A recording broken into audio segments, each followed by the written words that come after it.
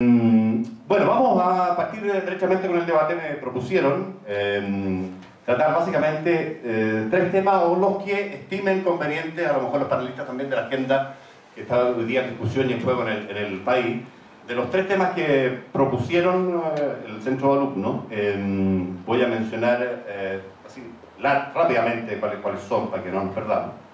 Está el tema del Sename, el tema de la ley de inclusión y el matrimonio igualitario como temas base, pero si ustedes, invitados y candidatos a diputados, tienen alguna proposición temática diferente, evidentemente hay espacio para eso. El primer tema, mira, yo estaba pensando en proponer como discusión base una frase que me llamó la atención del ministro de Justicia, es el tema Sename, evidentemente. El ministro de Justicia se llama Jaime Campos y decía en una entrevista que versaba de varios otros temas respecto de del Sename. La siguiente frase decía: la política de menores en Chile está colapsada, fracasó derechamente. Lo que implica, de alguna forma, en mi opinión, directamente una suerte de renuncia a la gestión a la que en este tema está obligado el Estado, y es también una expresión de paso de impotencia. El ministro decía que por mientras se logra una nueva institucionalidad que mejore las condiciones de los niños vulnerables o infractores de ley al cuidado del Estado, por mientras eso ocurre, lo que hay son medidas parche, ¿no? Básicamente es lo que se hace. Esto es un fracaso de un sistema que no tiene, diría yo, particularmente colores políticos, sino que una gestión que ha sido eficiente en cualquiera de los gobiernos que uno evalúa. Así que sobre este tema yo abro la palabra. No sé si ustedes tienen alguno la preferencia por empezar o seguir o terminar en el debate. Guillermo, Cristóbal, es que tan caballeros no vamos a llegar en ninguna parte. Nos podemos demorar. Bueno, buenas tardes a todos. Gracias por la invitación. Mi nombre es Guillermo Ramírez. Yo creo que en esta materia, en el tema del Sename, probablemente no vamos a tener muchas diferencias con Cristóbal y con Fernando. Así que voy a tratar de decir un par de cosas que sí pudiesen constituir algún tipo de diferencia. Primero decirles que lo que dice el ministro Campos respecto a que el Sename fracasó me parece una frase que se queda corta.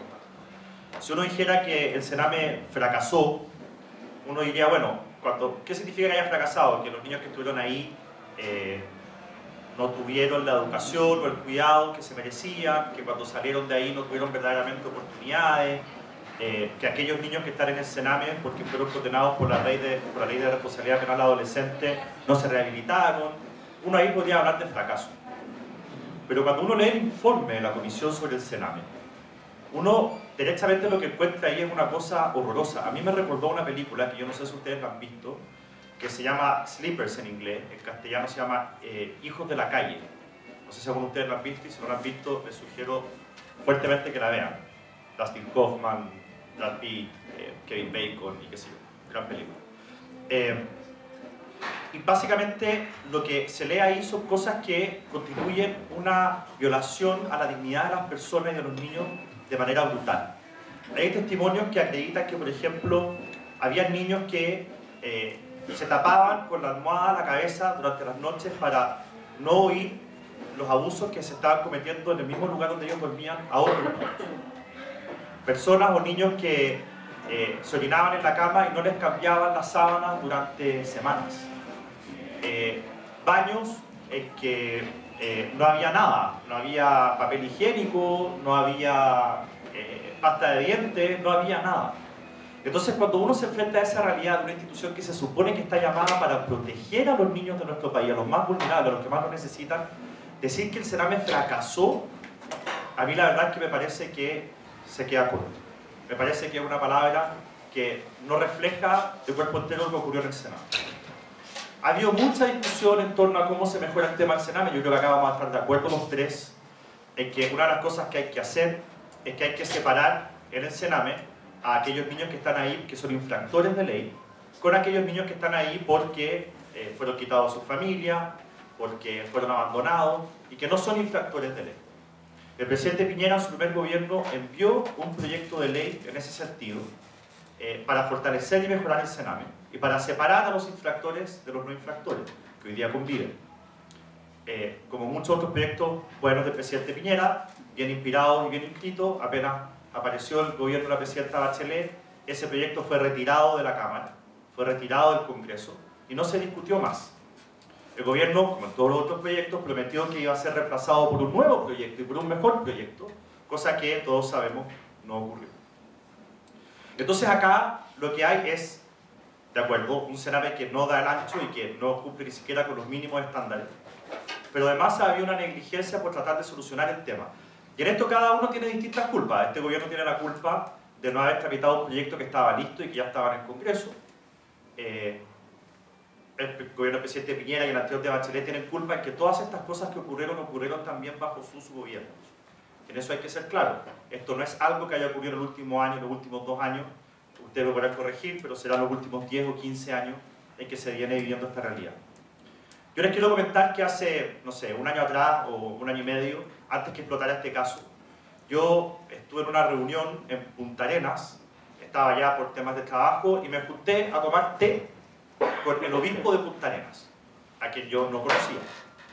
Fui a su casa, me presenté, nos sentamos, nos tomamos una taza de café y conversamos sobre la realidad de la diócesis de Punta Arenas. Y una de las cosas que él me comentó y que yo lo vi realmente preocupado era que el Estado, el gobierno de la presidenta Bachelet, le estaba quitando todos los recursos a la diócesis de Punta Arenas que se utilizaban para atender a niños vulnerables, a los hogares de menores que tenía la diócesis, porque lo que quería el gobierno era que todos esos niños se fueran a centros públicos del Senado.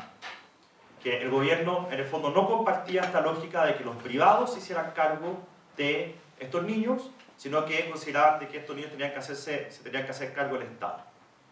Y él decía que a él le parecía pésimo porque a él como diócesis le constaba que la pega que se hacía era una buena pega, y que ellos veían progreso en los niños y que tenían personas que los cuidaban bien y que estaban ahí tratándolos como se merecían, y que él no entendía la razón por la cual le estaban quitando y cerrando estos centros de ayuda para niños del Senado.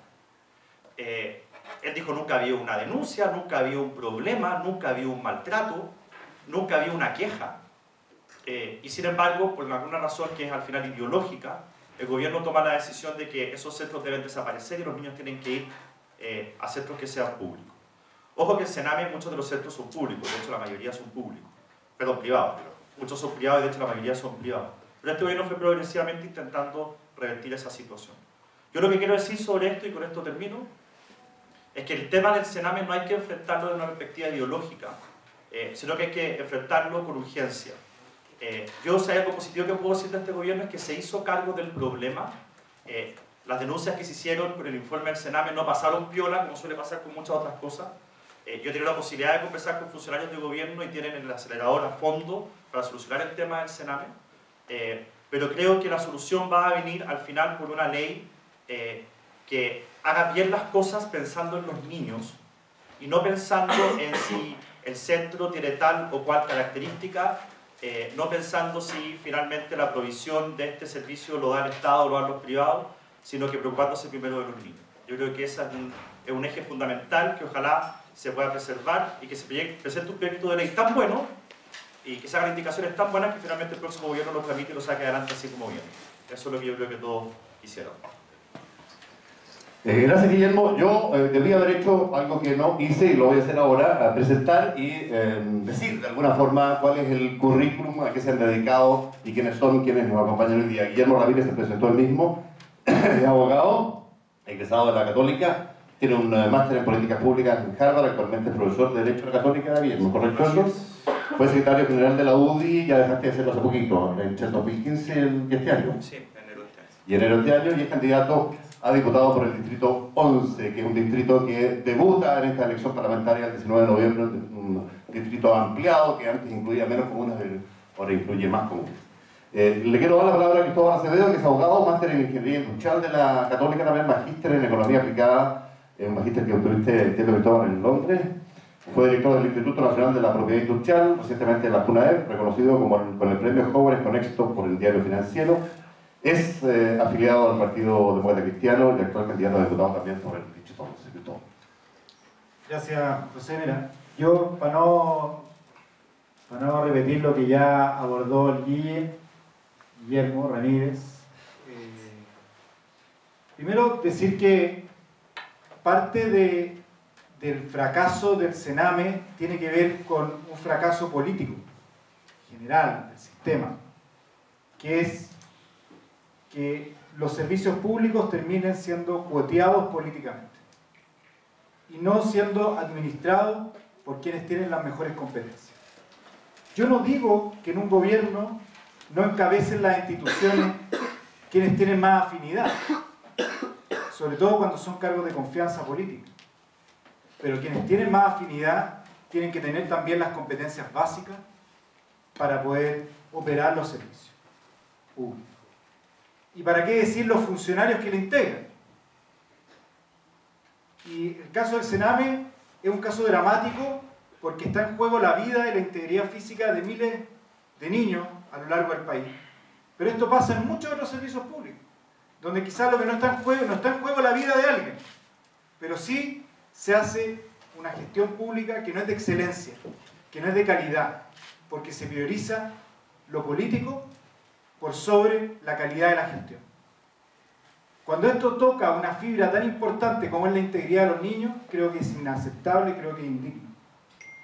Entonces, lo primero es que acá las instituciones públicas tienen que cumplir su rol técnico. Tienen que tener los estándares para poder cumplir con excelencia su gestión. No pueden ser botines políticos de nadie, de ningún sector político. Y creo que el Sename sí ha sido víctima de ser botín político en muchos casos. Y no me voy a referir a nadie en particular porque aquí han pasado, hay décadas de historia de trabajo. Yo por lo menos me hice cargo de una institución, la JUNAEP, que estaba en una crisis muy profunda, también una institución muy delicada porque entrega la alimentación y varios servicios esenciales para los estudiantes de menos ingresos del país. Y tuvimos que elevar los estándares de gestión incluso a costa de gente, sacando gente que era de la misma afinidad política. Y esas son decisiones que hay que tomar cuando uno quiere hacer una buena gestión. Segundo elemento político. Se hace un análisis a través de una comisión investigadora en el Congreso respecto a lo que estaba pasando, un diagnóstico de lo que estaba pasando en el Senado, con algunas conclusiones. ¿Y qué es lo que pasa? Se rechaza el informe. ¿Por qué? Porque ese informe generaba cuestionamientos políticos en alguna medida. También me parece inaceptable. Entonces, yo creo que acá lo del Sename tiene que ver también, ¿y por qué me voy a lo político?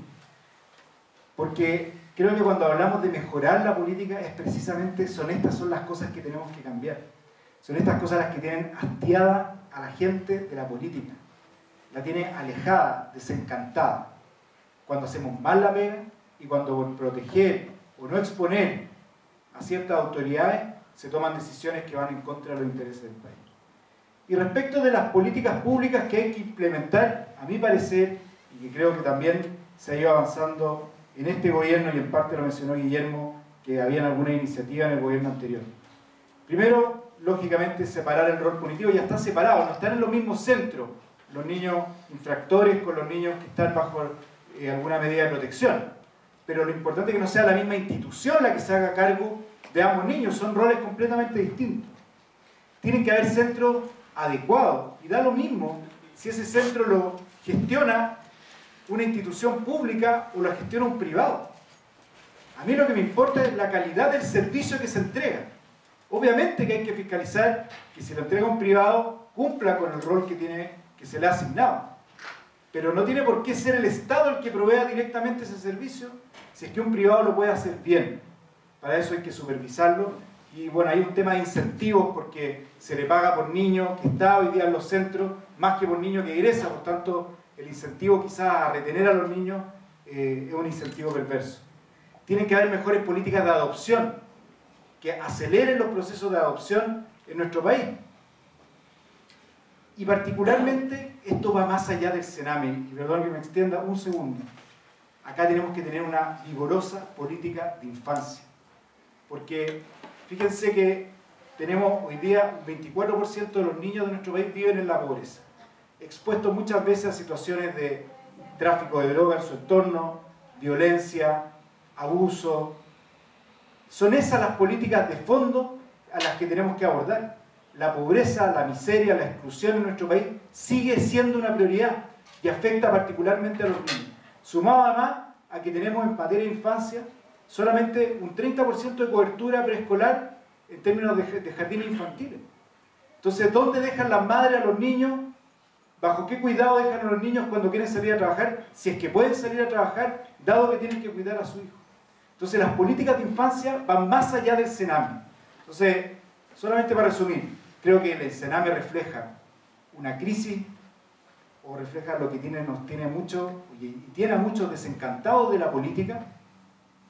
Creo que refleja también el peligro de la captura de los partidos políticos por parte del Estado y la necesidad de abordar políticas públicas sólidas para mejorar el Sename, pero sobre todo para poner en primera prioridad el cuidado a la infancia. Cristóbal, muchas gracias. Voy a hacer lo propio con Fernando Hacha, es abogado, docente universitario, bueno, es político, no es verdad también, chileno, fue precandidato presidencial, ¿no? Sí, claro. Licenciado en Ciencias Jurídicas de la Universidad de Chile, doctor en Derecho por la Universidad de Edimburgo, se desempeña como profesor en la Facultad de Derecho de la Universidad de Chile, es autor de varios libros como La Constitución Tramposa, El Otro Modelo, El Orden Neoliberal al Régimen de lo Público, que pude leer y un libro bien interesante, entre varias otras publicaciones.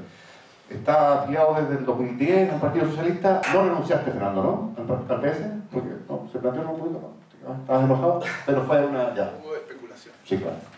Y actualmente es candidato a diputado por el Distrito 11. Como verán ustedes, en materia de Sename hasta ahora ha habido absolutos acuerdos, salvo matices. Probablemente a lo mejor Fernando tiene alguno dentro de tu postura que difiera de que deben ser o pueden ser los privados quienes ejercen esa función. No sé si ese es el matiz, pero probablemente en los otros temas tengamos más diferencias. ¿Quieres chequear si ese funciona o usamos este? Perfecto. Funciona. Sí, yo tengo algunas diferencias, pero son diferencias que yo llamaría blandas. Es decir, diferencias que son susceptibles de ir siendo puntos que yo diría que merecen más discusión, que se van a hacer evidente a medida de lo que yo voy a decir, porque a mí me gustaría tratar de comentar el problema en el Sename, en algún sentido, digamos, continuando un poco más allá la línea que mencionaba Cristóbal Acevedo, que es la pregunta por qué pasan estas cosas. ¿Por qué pasa en el Sename? ¿En qué otra esfera pasan cosas parecidas? En que hay personas que están en circunstancias o en condiciones que tienen derecho a recibir cierto tratamiento y reciben un tratamiento que está vastamente bajo esa categoría. El otro caso que es inmediato, que a uno inmediatamente se le ocurre es las cárceles, los presos. Es decir, recuerden, no sé si ustedes lo recuerdan, pero cuando el primer ministro que yo recuerdo de Justicia que fue a una cárcel, que fue el ministro Bulnes bajo el gobierno de Piñera, encontró condiciones increíbles. Y entonces la pregunta es, ¿por qué pasa? Fíjense ustedes, en el Sename y en las cárceles. Y la respuesta, yo diría, es bastante obvia. Y esa respuesta yo creo que muestra algo acerca de la situación chilena en general, que va más allá de lo que decía Cristóbal, aunque en la misma línea.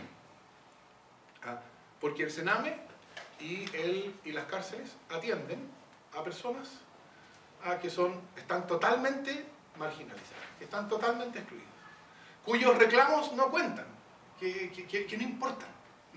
No digo no importan no porque no tienen derecho a contar, sino porque de facto no cuentan. Y entonces el problema de pensar la reforma del Sename o pensar la reforma de las cárceles, etc., es un problema de cómo pensar sistemas que atienden a personas que están en una situación de extraordinaria vulnerabilidad. Pero esa vulnerabilidad está dada por el hecho de que lo que a ellos los perjudica o que lo que a ellos les afecta no tiene ninguna relevancia pública, salvo, claro, cuando va un ministro de Justicia a la cárcel o cuando estalla y sale una lista escandalosa de muertes durante los últimos 15 años, etc. Claro, en esos momentos hay atención, pero que normalmente no reciben ninguna atención. Entonces, en términos del tipo de cosas que hay que hacer Como les digo, yo no tengo mayores diferencias. Yo, por ejemplo, me preguntaría, el hecho de separar a los infractores y a los no infractores en instituciones distintas, ¿no va a radicalizar el problema en vez de solucionarlo? ¿No va a hacerlos aún más invisibles, especialmente a los infractores? Yo no estoy diciendo esto con esto que me estoy oponiendo a eso, simplemente creo que este tipo de cuestiones también deberían ser consideradas. Porque hay que tratar de entender la dinámica. Y cuando uno ve cuál es el problema con el Sename y con las cárceles, yo creo que uno con eso gana una clave respecto de problemas que son mucho mayores. Problemas, por ejemplo, como los que decía Cristóbal. ¿Por qué? Porque la pregunta es ¿por qué? ¿Por qué pasa lo que pasa? ¿Por qué el Estado se ha convertido en un botín? ¿Por qué el Estado funciona de esa manera? Y la respuesta, creo yo, es que lo que yo llamaría el modelo chileno descansa en que los servicios públicos en general son para los pobres. Y que entonces hay una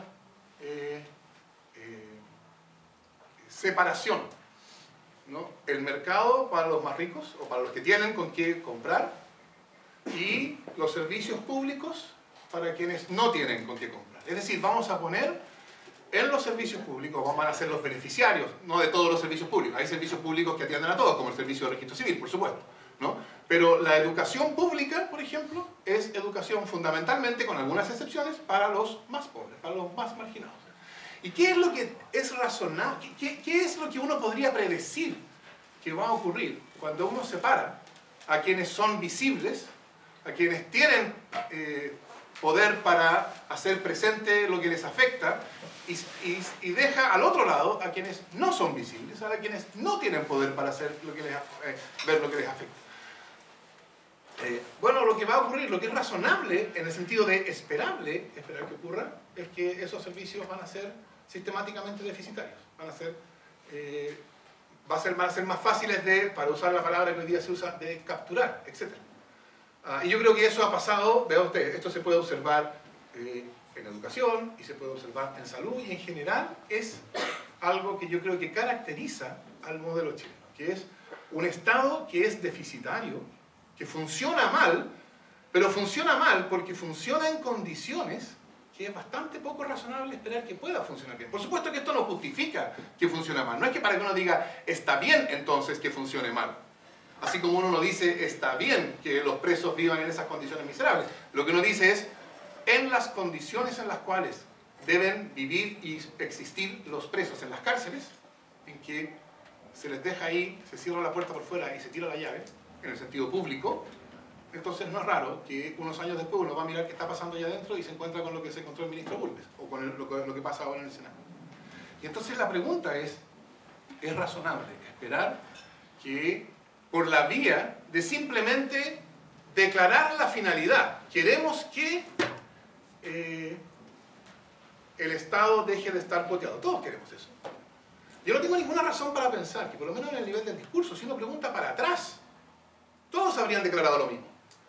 Pero la cuestión no es simplemente decir queremos que deje de estar poteado. La pregunta es, ¿cuál es la razón por la cual, dadas las instituciones que tenemos, ha sido el resultado normal de eso, que opere de esa manera? Y si no cambiamos esas condiciones, yo creo que es bien difícil que obtengamos un resultado distinto.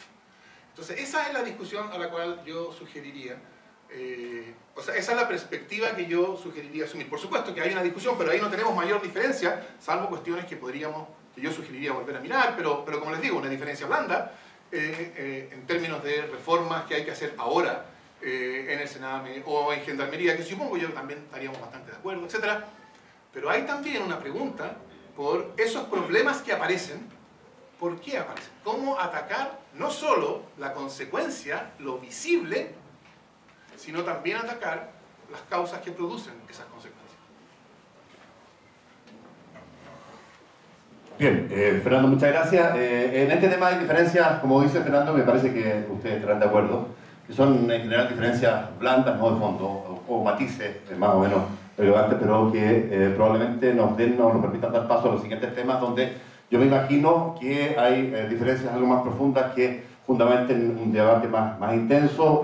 Uno de los temas que se proponía como parte de este debate distinto del Sename forma parte de la agenda valórica de este gobierno, que ha tensionado bastante el debate público. Se hablaba del matrimonio igualitario, que forma parte de una suerte de triada o de cuarteto, diría yo, que forma la agenda valórica de este gobierno, que está justamente el matrimonio igualitario para ser equivalente en todo el matrimonio para las personas homosexuales, gays y lesbianas, incluyendo la adopción, eso. Los otros elementos de esta agenda valórica del gobierno son, bueno, el aborto 3 causales, que ya se aprobó y está a puertas de medio regir, digamos, que tiene que ver con estas 3 causales que ustedes conocen, que son el riesgo de la vida de la madre, que son la inviabilidad fetal, y también el caso más polémico probablemente que tiene que ver con la violación, y el tema de la ley de identidad de género, que le permite a una persona modificar, cambiar su sexo registral, como se conoce, por una persona que tiene, por una vez la vida, ¿no es verdad? Para una persona que teniendo un sexo biológico se comporta, vive, siente exactamente como el sexo contrario, ¿no es verdad? Si es hombre, siente, vive, piensa, se comporta como mujer, y al revés. Esos son, en términos muy resumidos y muy simples, la triada de agenda valórica. Hay otros elementos también, pero respecto al matrimonio igualitario me lo ponía particularmente en la agenda, y quiero, respecto de eso, hacer la primera pregunta y partir con Guillermo. Ahí tienes diferencias seguramente, Guillermo, con Fernando, y probablemente las tengan, o no sé, con Cristóbal, porque la democracia cristiana, el partido en el que milita Cristóbal, ha hecho un tránsito en materia valórica importante, de tener una mirada más bien conservadora en estos temas, a tener o a decretar en esta materia libertad de acción, creo yo, y a navegar hacia posturas un poquito más liberales. ¿Qué aparta otro? ¿Qué aparta Cristóbal explicando lo de la... Ok, ¿te parece interesante? Bueno, yo voy a referir a las 3 materias porque creo que es parte de, efectivamente, de la agenda valórica y marcar inmediatamente posición. Yo soy del ala más conservadora de la democracia cristiana en estas materias, por llamarlo así, porque así se le llama la categoría. Yo no me considero conservador por estar en contra del aborto en todas circunstancias,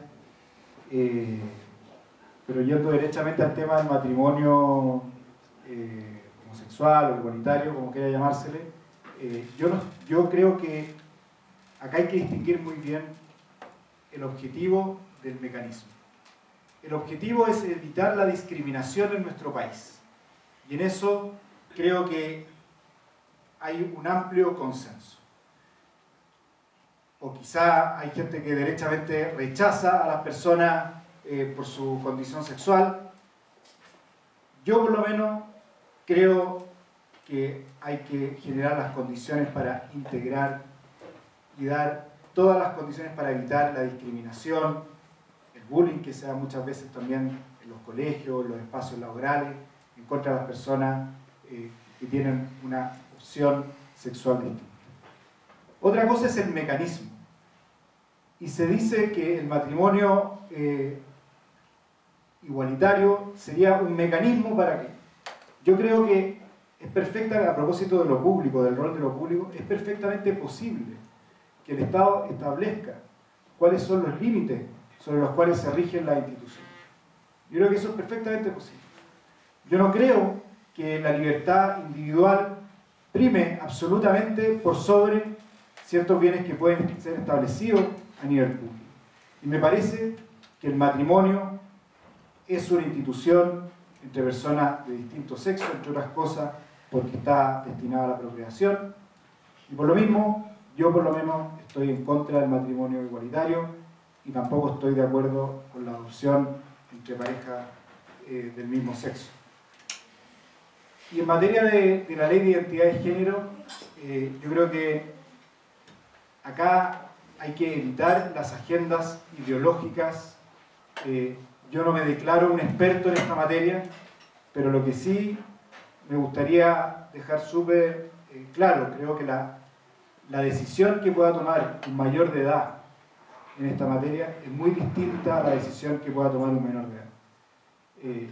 Yo no tengo ningún problema en relación a los mayores de edad respecto a la opción que tomen en materia de identidad de género.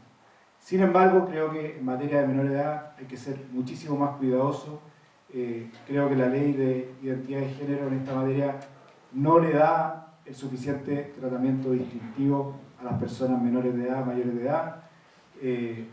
Como les digo, no soy un experto en esta materia, creo que es un tema técnicamente muy complejo, pero sí creo que es muy distinto el tratamiento entre mayores de edad que entre menores de edad. Bien, respecto al aborto no te pronuncias que está en materia juzgada eso ya. Bueno, o sea, yo creo que el aborto, el debate que viene es el aborto libre, lo ha dicho el Frente Amplio con mucha claridad Beatriz Sánchez. Yo cuando sea diputado vamos a dar una batalla frontal en contra de los que quieran promover el aborto libre.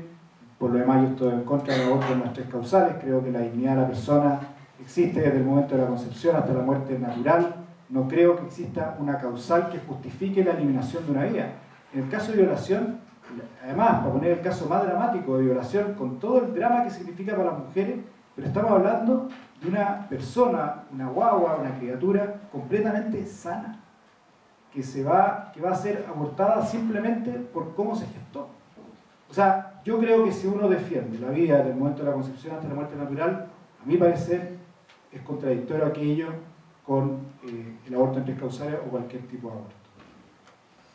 Bueno, aquí pueden ver ustedes por qué la democracia cristiana y la nueva mayoría tienen candidatos presidenciales distintos. Hay una matiz en materia valórica, entre otras cuestiones, bastante relevante y bastante similitud, presumo, Guillermo, con tu mirada sobre usted.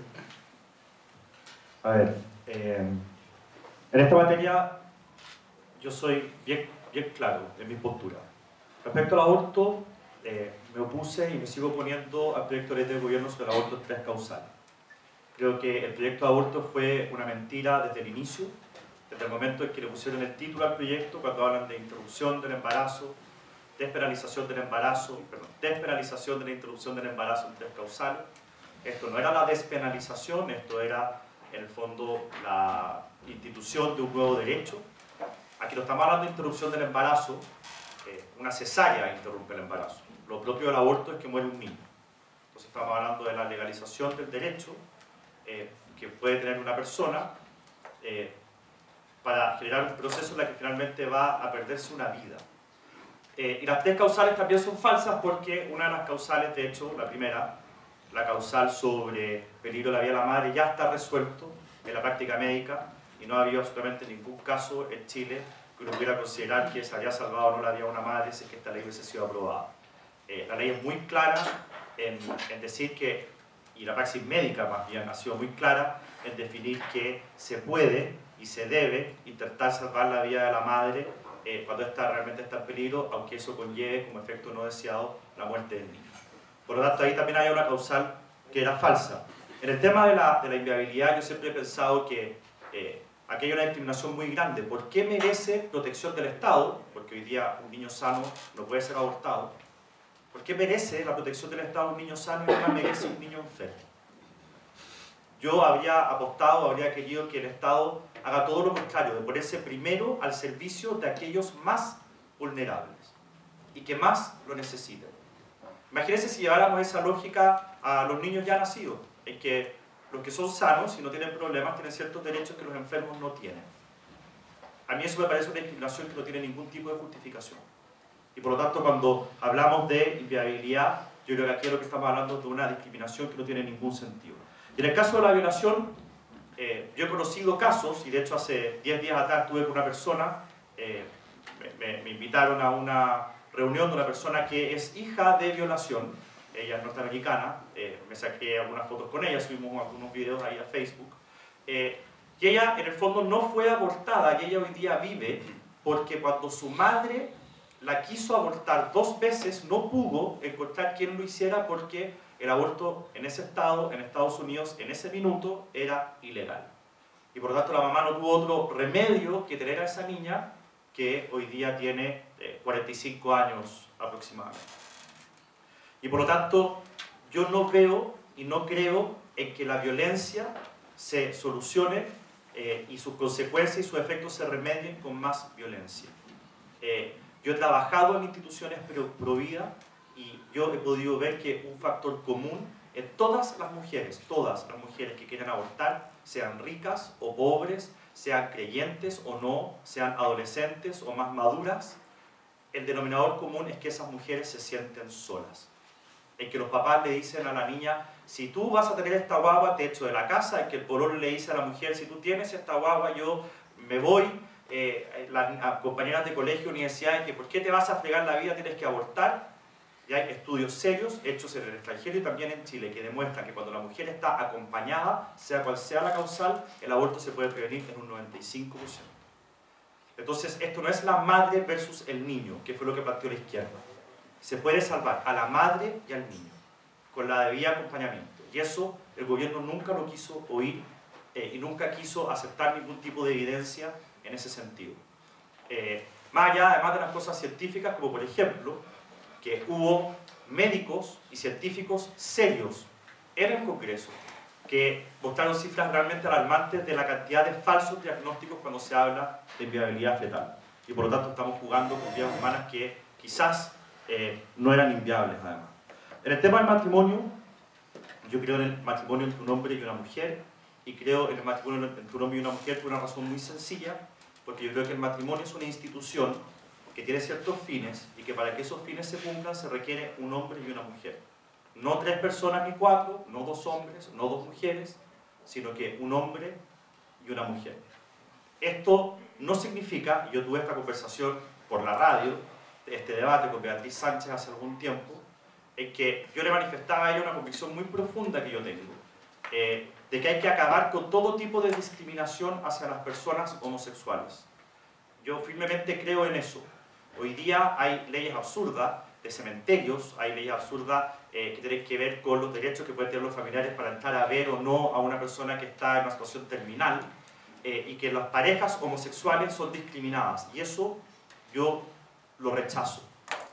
Yo tuve la oportunidad de debatir en televisión contra personas que son homosexuales, y en el camarín de maquillaje él viene así refunfuñando, no lo voy a decir quién era, y estaba así muy enojado. Y le digo, oye, ¿pero qué te pasa? Y me dice, me acabo de bajar del auto, una persona me reconoció y me gritó maricón culiao. Ese tipo de cosas son inaceptables. Mi postura sobre el matrimonio no es una postura acerca de los homosexuales, a quienes se debe acoger y aceptar como cualquier otra persona. Mi visión sobre el matrimonio es por la institución del matrimonio. Y así como yo creo que en la Corte Suprema tienen que haber solo abogados, porque la función de la Corte Suprema es decir el derecho, y no por eso los ingenieros deben sentirse discriminados, yo creo que en un matrimonio debe haber un hombre y una mujer, porque solo de esa forma se cumplen con los fines de esa institución. Es mi mirada sobre la institución, no sobre las personas homosexuales. En el tema de la agenda de ideología de género, a mí me encantaría que aterrizáramos este debate, porque yo honestamente no sé de qué estamos hablando. Acá, como no hay un proyecto, no hay un debate que esté circunscrito a ciertas cosas específicas, yo no sé de qué estamos hablando cuando hablamos de esto. Hay posiciones realmente extremas en el mundo respecto al tema de la ideología de género, posturas que lo que pretenden es eliminar toda diferencia entre niños y niñas, cambiar el lenguaje que es normativo, dicen ellos, respecto a la sexualidad o el género o la inclinación de algunas personas. Hay cosas que son realmente ridículas. Yo he leído entrevistas de personas chilenas, por ejemplo, la segunda salió hace un tiempo una mujer, que ella hablaba de sus niñes, y que cuando la gente no lo entendía, hablaba de sus seres sociales. No hablaba de sus niños, porque eso era una discriminación hacia su hija mujer. Eso a mí me parece absurdo. Entonces, yo quiero saber de qué estamos hablando cuando hablamos de ideología de género para plantear bien mi postura. Pero sea cual sea la discusión, aquí hay que atender a la realidad, poner a la persona en el centro, ser comprensivo con las distintas situaciones y ver de una manera honesta, finalmente, y pensando siempre en el bienestar de los niños, qué es lo que vamos a legislar. A mí no me parece que a un niño se le prohíba, por ejemplo, comprar libremente un Super 8, pero que sí se le vaya a permitir el día de mañana definir su sexo. Creo que psicológicamente ahí se puede generar un daño muy grande, que puede al final repercutir en su vida. Yo no estoy de acuerdo con el veto, se llama Cristóbal, pero la universidad era el veto, con Cristóbal, que acá hay que hacer una diferencia respecto de lo que ocurre entre los niños y los adultos, siempre pensando en el bienestar, principalmente de los niños. Esa es mi postura en estos 3 temas valóricos, bastante previsible por lo demás, y es algo que yo voy a defender con fuerza en el panel. Bueno, presumo que estás en solitario en alguna de estas cosas. Yo lo primero que haría sería cuestionar la identidad de esta agenda. Es decir, como que hay una agenda valórica que incluye a estos tres temas. Pero en esta agenda valórica no está, por ejemplo, la negociación colectiva, no está la recuperación de la salud, de la educación pública, no está el problema de la salud pública. Eso no está en la agenda valórica. Y yo diría, ¿qué tiene de valórica esta agenda que no tiene esa otra? ¿Qué es lo que hace de la agenda valórica una agenda que incluye estos tres temas? ¿Qué diferencia estos tres temas? Yo creo que no hay ninguna diferencia de verdad. Son tres temas importantes, pero también hay otros temas importantes. Pero no hay ninguna característica, salvo una, creo yo, que es precisamente la que uno debería notar, precisamente para negar que sean tres temas propios, que son temas en los cuales las personas están autorizadas a no argumentar, a decir simplemente: yo estoy en contra del matrimonio homosexual o el matrimonio igualitario porque yo soy de los que creen que el matrimonio entre un hombre y una mujer. No estoy refiriéndome a las participaciones en este debate, estoy hablando en general. Pero lo habrán escuchado ustedes, ¿no? Yo soy de los que creen que el matrimonio entre un hombre y una mujer. Y entonces el que oye eso dice: bueno, ¿y qué? ¿Por qué eso es un argumento para votar en el Parlamento en un sentido u otro? A mí no me interesa qué tipo de persona eres tú, a mí me interesa cuáles son las razones que tú tienes para votar. Entonces, claro, cuando uno habla sobre provisión con fines de lucro en la educación, ¿nos serviría decir eso? Fíjense, yo soy de los que creen que el lucro está mal. Y ustedes dense por satisfechos que les acabo de dar una razón. Ahí no funciona. Pero cuando se trata de cosas como el matrimonio igualitario, yo soy de los que creen que el matrimonio entre un hombre y una mujer, así que ustedes dense por satisfechos, esa es mi razón. Yo creo que eso no vale para nada. Se sigue aplicando la misma regla. Si estamos discutiendo sobre la decisión legislativa que debe tomarse, entonces dame una razón que no apele a tu propia biografía o al tipo de persona que tú eres. Por eso yo creo que uno debería simplemente deshacer la agenda valórica, lo que la prensa llama la agenda valórica, como agenda. No diciendo que estos temas no son importantes, por cierto, pero no es que tienen ninguna cosa que los separe de los demás. Ahora, brevemente, respecto a estos tres temas. Yo, respecto del tema de la interrupción del embarazo, aborto, etc., yo lo que diría es, con todo el respeto que todos los miembros de la especie humana, incluidos mis colegas candidatos, me merecen, y que por cierto no está en cuestión aquí, yo cuando los escucho hablar sobre esto, no les creo. ¿Y saben por qué no les creo? Porque me dicen cosas como: tenemos en Chile una ley que autoriza matar niños. Y yo, cuando esté en el Parlamento, voy a presentar una moción para que se acabe la ley que autoriza matar niños, pero mientras tanto, bueno, tenemos una ley que autoriza matar niños. Y no calza. Es decir, si algo que fuera genuinamente descrito como asesinato de inocentes fuera autorizado por la ley, yo no diría: bueno, yo voy a esperar a tratar de convencer a un par de parlamentarios para que tengamos una mayoría, que podamos presentar una mocioncita y con eso a lo mejor podemos derogarla o por lo menos matizarla un poco. No, si yo estoy en un país donde la ley autoriza el asesinato de inocentes, bueno, yo me inflamaría. No voy a decir nada más porque después me pueden citar fuera de contexto. Ya lo he aprendido. Pero vean ustedes, o sea, hay un desajuste demasiado brutal entre el reproche que se le hace a la ley. Es una ley que autoriza asesinatos. O sea, es una ley que ni siquiera se dictó durante el régimen nazi. La ley en Alemania en esa época no autorizaba el asesinato de seres humanos. Entonces se dice: esta es una ley peor que la peor ley nazi, y lo que yo voy a hacer es, bueno, escribir una columna en el diario, prometerle a ustedes que en el Parlamento voy a votar cuando aparezca la oportunidad en contra. Hay un desajuste demasiado grande. Y entonces yo creo que este es un debate que ha sido llevado en términos de absolutos, de cosas que son total y radicalmente inenarrables, asesinatos de inocentes. Cuando en realidad lo que hay es una discusión que podría ser muchísimo más sensata sobre qué relación hay entre el interés a ser protegido en un embarazo temprano y el interés que tiene la mujer en decidir de una manera distinta. Esa es una discusión que yo no estoy negando que sea importante y que pueden haber distintas posiciones, por cierto. Pero cuando esta cosa se pone en términos de que estamos hablando de leyes que autorizan asesinatos, yo les diría: bueno, muéstrenme con su conducta que realmente ustedes están frente a una ley que creen que es eso. La misma gente que dice: mire, cuando el gobierno de Salvador Allende dijo que no había harina para 3 días, eso justificaba el bombardeo de la moneda. Pero que se dicta una ley que permite matar inocentes, no lo justifica. Vean ustedes, no, yo los invito a ustedes porque probablemente algunos de ustedes piensan algo parecido. Yo no quiero ser agresivo, pero yo diría, denle una vuelta. ¿Cómo es que hay un desajuste tan grande entre el reproche que se le hace a esa ley y la conducta consecuente que yo digo que voy a seguir ante el hecho de que vivo en un país donde esta ley ya se promulgó? La ley, según ese discurso, autoriza el asesinato de inocentes. ¿Qué muestra eso? Que en la vida, todos nosotros, incluso que me acompañan en el panel, no están dispuestos a actuar como si de verdad creyeran que en Chile hoy día hay una ley válida y vigente que autoriza el asesinato de inocentes. Respecto de los otros dos temas, respecto del matrimonio igualitario, de nuevo, yo creo que es un no tema. Yo no veo qué razón hay. No, es por la institución, dice Guillermo. Por la finalidad de la institución. Bueno, la institución tiene varias finalidades.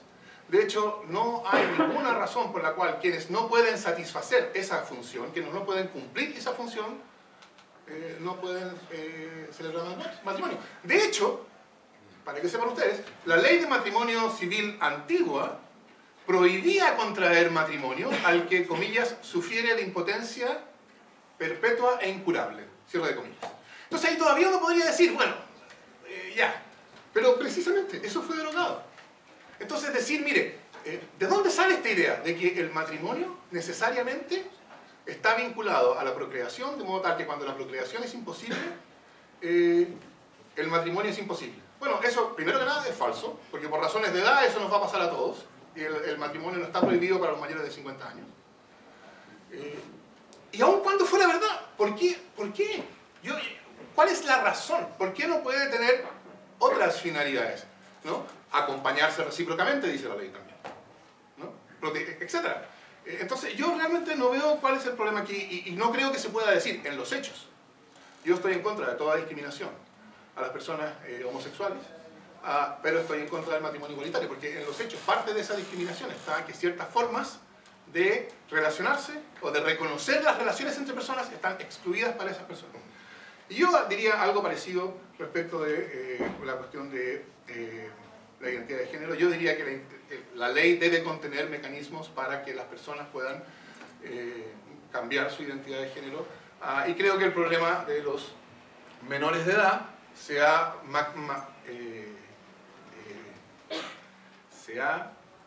crecido, ha tomado una dimensión que no se justifica, porque hay muchas otras decisiones importantes que tienen que tomarse al momento o que pueden tomarse mientras se trata de personas menores de edad, y en ese caso hay mecanismos que los padres pueden decidir por los hijos. Es curioso que los mismos que defienden a brazo partido el derecho de los padres a decidir sobre la educación de sus hijos son los que más objetan al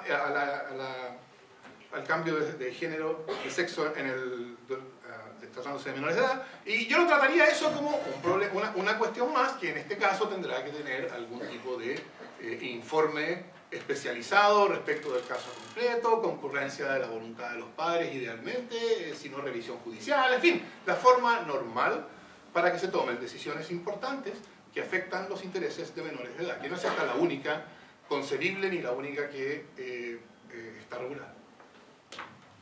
¿Puedo responder? Sí, yo creo que sí, porque aquí hubo... Hubo interpelación. Sí. Gracias. A ver, yo no sé si ustedes lo saben, los que no les cuento, con Fernando somos panelistas de un programa, pero se supone que nos van a invitar de nuevo, Fernando.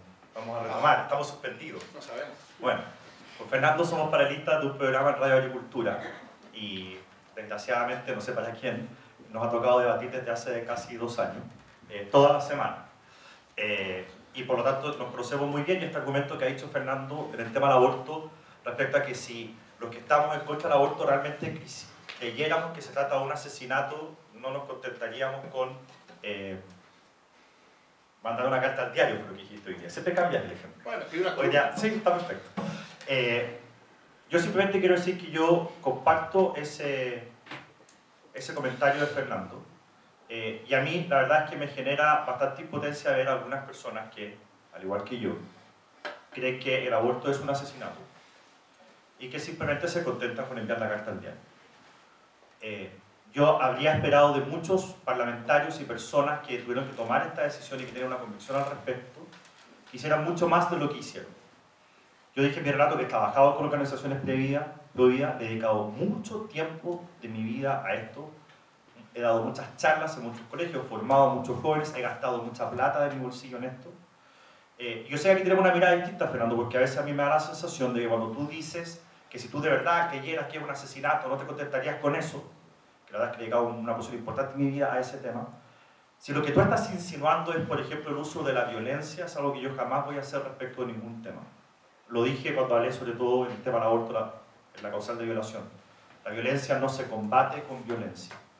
Y yo creo... Estoy hablando de violencia. No, está bien, pero yo sé, y la historia ha demostrado, con muchas excepciones obviamente, que la izquierda es bastante más amiga de la violencia y que la justifica con mucho más facilidad. Yo la verdad es que si lo que se espera es que yo salga a golpear a las personas que opinan distinto, o como lo han hecho algunas personas que en mi opinión están completamente equivocadas y locas, en Estados Unidos, que salen a dispararle a los médicos abortistas cuando salen de su casa, con el argumento de que esta cuestión, este señor hoy día va a matar a 6 o 7 niños, por lo tanto hay que matarlo antes. A mí me parece que esos son medios que no se justifican. El fin no justifica los medios y eso es parte básica de la ética que también tenemos que tener en política. Bueno, eso, yo quería responder a eso porque no quiero dejar pasar el hecho de que habemos personas que respecto al tema del aborto hemos hecho bastante más que mandar una columna al diario. Siento que tú tienes razón en muchos otros casos. Sí. Pregunta cortita. Dale, que Cristóbal quiere meterse respecto a lo que dijiste primero y se vaya después. ¿Te parece? ¿O te parece inmediatamente necesario? No, si es Dale, una pregunta, dale, yo dale. diría, cuéntenme ustedes, o sea, hemos pasado de vivir en un país que prohibía lo que ustedes llaman, o lo que tú llamas, el asesinato de inocentes, a vivir en un país que la ley permite en abstracto, en general, el asesinato de inocentes en ciertas circunstancias. Yo diría, la pregunta es, Pero tú ¿en qué ha cambiado tu vida? Pero tú qué hacías cuando había pena de muerte. Bueno, pero es que yo no diría que la pena de muerte es lo mismo que asesinar a alguien. Yo diría, tengo razones contra la pena de muerte, pero yo no diría un estado en que se autoriza la pena de muerte es un estado en que en ciertos casos hay asesinatos. No son asesinatos pena de muerte, hay una diferencia entre la pena de muerte y un asesinato cometido en la calle por un carabinero. Pero Fernando, está bien, le paso el micrófono virtual. Hay cosas, cuando hay temas muy importantes, que uno puede hacer dentro de las reglas del juego y hay cosas que no se pueden hacer. Sí, por cierto. Ya, ok. Entonces, sí, yo digo, encadenarse a la reja, no sé. Tu crítica es cierto respecto de algunas personas que defienden la vida que estamos hacer. Pero cuando tú argumentas, das la sensación, no la sensación, tú directamente lo dices. Aquellas personas que están contra el aborto, en realidad no creen lo que dicen, porque si lo creyeran se quemarían a lo bonzo ¿y qué sacamos con quemarnos a lo bonzo? Si lo que tú estás proponiendo si lo que tú estás proponiendo son acciones violentas, yo me voy a oponer a eso y voy a exigir también de parte de mis adversarios políticos que respecto de ningún tema jamás usen la violencia. Yo no estoy proponiendo acciones violentas. Yo quiero saber en qué ha cambiado la vida cuando uno pasa de vivir en un país que prohíbe a uno que permite el asesinato. Uno tiene que trabajar el doble. Cuando se aprobó la ley de aborto electoral constitucional recibí cientos de llamadas de gente muy desanimada por lo que había ocurrido. Y el mensaje que yo les di era muy claro, porque a mí también me tocó y me dolía lo que había pasado. La lucha por la vida tampoco se habría acabado si el Tribunal Constitucional hubiese fallado bien.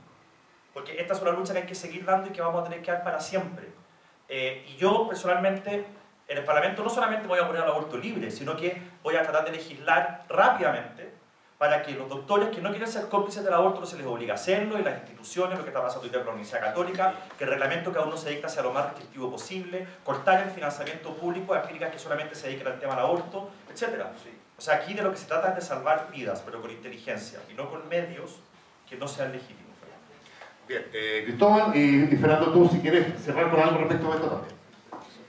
Ok, me parece curioso lo planteado por Fernando, primero porque casi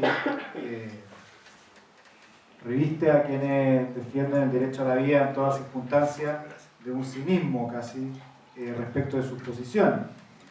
Pero además niegas, Fernando, que haya una colisión de bienes en juego, que es lo que resuelve la ley de aborto en tres causales: la libertad de la mujer versus una vida en gestación.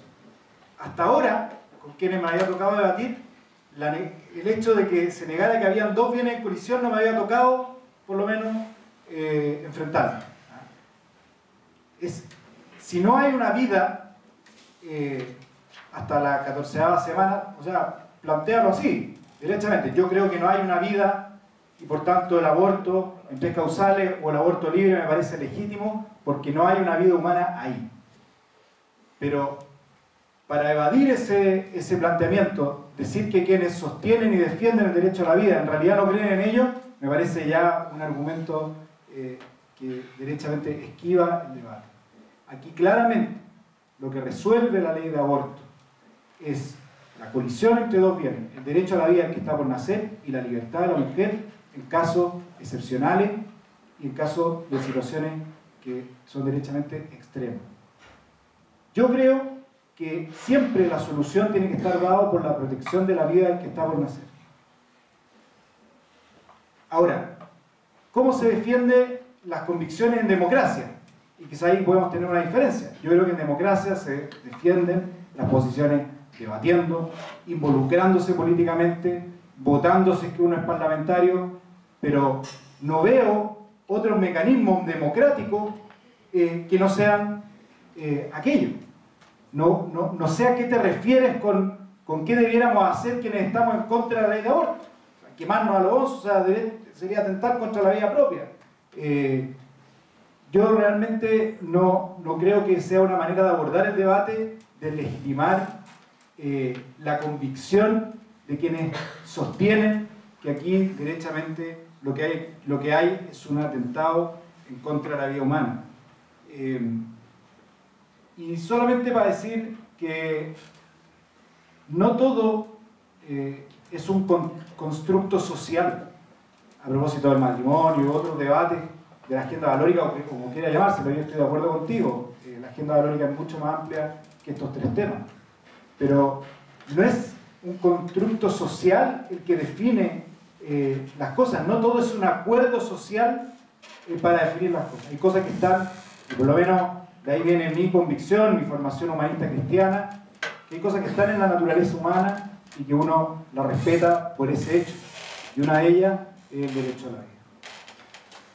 Si quieres, solamente quiero brevísimo, solamente quiero despejar un par de cosas. Yo no he dicho que sean cínicos, yo he dicho que sí, he dicho que están expresando una posición política con un lenguaje mucho más inflamatorio del que el que genuinamente es relevante aquí.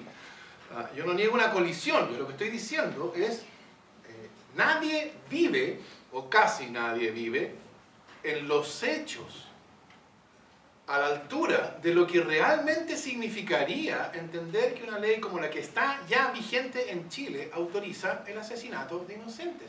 Esto trivializa lo del asesinato de inocentes. Es decir, ¿cuáles son? Yo no estoy diciendo que uno tenga que poner bombas, pero hay muchas otras cosas. No sé, yo no estoy en esa situación. Si tuviera una situación la pensaría, pero ¿cuáles son las formas de, por ejemplo, desobediencia civil no violenta que uno usa para rebelarse ante una ley que no es meramente injusta? O sea, no es una ley con la cual yo estoy en desacuerdo, es una ley brutalmente injusta según lo que dice.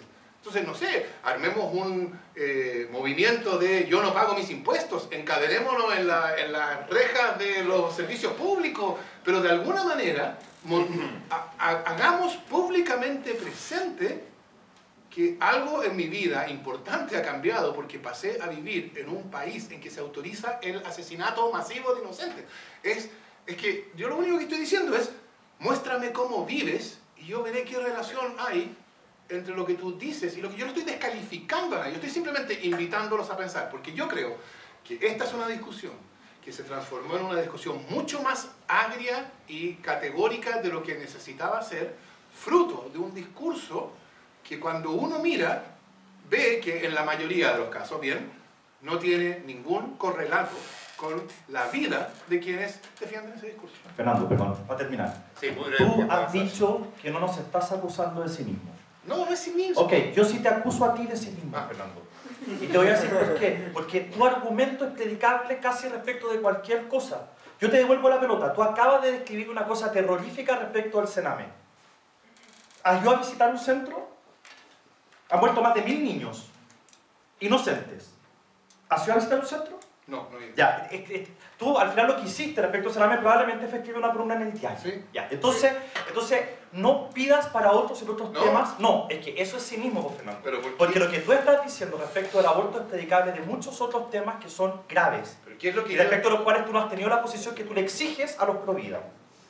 Eso es cinismo. Bueno, porque lo que los llamados provida están diciendo es algo cualitativamente distinto. No es Bueno, escucha. son niños inocentes. Es cualitativamente muertos. distinto de la descripción que yo daría al problema del Sename o de la educación pública. Yo Ahí. lo diría, eso es equivalente al asesinato masivo de inocentes. Es decir, es que yo creo que para que podamos Es que no es un discutir, tema de números, tomémonos no es un sino tema cuantitativo, es exactamente, cualitativo. Exactamente. Entonces la cuestión no es cuántos han muerto, la cuestión es cómo yo lo describo. Yo lo describo como... No, por supuesto, la cuestión es, yo lo describo. Mire, aquí hay un aparato estatal que funciona mal y tenemos que hacer que funcione bien y tiene consecuencias dramáticas, etc. Y mando una Otra columna al cosa, diario. claro, Ya. sí, por cierto, participo de la discusión política, pero ustedes están acusando de una cosa que no es simplemente una participación más en la discusión política. Ustedes están diciendo el Estado está cometiendo la injusticia más brutal que puede ser pensada prácticamente, que es autorizar legalmente el asesinato de inocentes. Entonces ustedes, no yo, ustedes o tú, están diciendo el Estado está cometiendo la injusticia de las injusticias más brutales que pueden ser pensadas y yo mando una columna diaria. Está bien. Bueno, ahí no ha hay sido un mi caso, desajuste. pero yo lo que te estoy diciendo es que lo que tú has dicho es predicable de muchas cosas, de gente que se muere de hambre, hay muchas cosas atroces y nadie te exige que tú no puedas dormir en la noche y le dediques tu día a eso porque finalmente hay medios legítimos en una democracia para dar esas batallas y todavía no has sido capaz además de decir que hubieras esperado de nosotros Bueno, acabo de distinto a lo que decirlo, hemos hecho. Yo creo que está hecho el punto, no hay punto de acuerdo en esta materia. Así que, como nos quedan no tantos minutos, quiero avanzar al otro tema que seguramente va a provocar también mucha pasión, que es la ley de inclusión escolar, que ustedes la conocen seguramente, participaron en debates anteriores en este colegio, entiendo, sobre el tema de esto de eliminar el lucro de los colegios particulares subvencionados, ¿verdad?, que reciben aporte del Estado, también eliminar la selección o los mecanismos al menos tradicionales de selección y progresivamente eliminar el copago en el caso de los colegios que lo tengan. Ese era el objetivo de esta ley que está entrando progresivamente en vigencia, ¿no?, ¿verdad? A fin de año, de hecho, y hay una polémica ahí por la parte inmobiliaria, entre comillas, esta ley de inclusión, que obliga a los colegios particulares subvencionados a comprar el inmueble porque por esa vía se acercaban al lucro. En esta materia, lo que uno sospecha es que de ganar la derecha del gobierno, Sebastián tiene una muy buena posibilidad de hacerlo y obtener una mayoría parlamentaria relevante. Eso es más incierto, pero también puede lograrlo. Va a intentar modificar seriamente esta ley de inclusión en los términos que fue planteada y aprobada durante este gobierno. Por eso, tal vez Guillermo quería partir conmigo y plantear si es efectivo lo que yo digo, que yo sé que es efectivo en parte, al menos. A ver, qué bueno que tocaste el tema de... Que bueno, voy a marcar la discusión una cosa... Dale. Tomando lo que tú dijiste, tú hablaste sobre el tema inmobiliario. Qué cosa tan absurda. Este gobierno, la verdad es que nos llevó a una discusión absurda, con soluciones absurdas y con una ley que no mejora en una coma la calidad de la educación de los niños de este país, que es finalmente lo que se supone que se buscaba. Claramente lo que se buscaba no era eso, porque si no, no se entendería tanta ineptitud. Pero lo que yo creo es que este gobierno, yo le reconozco algo, puso un tema sobre la mesa, pero lo que yo critico es que lo puso mal. Y estuvimos todos hablando sobre el problema equivocado.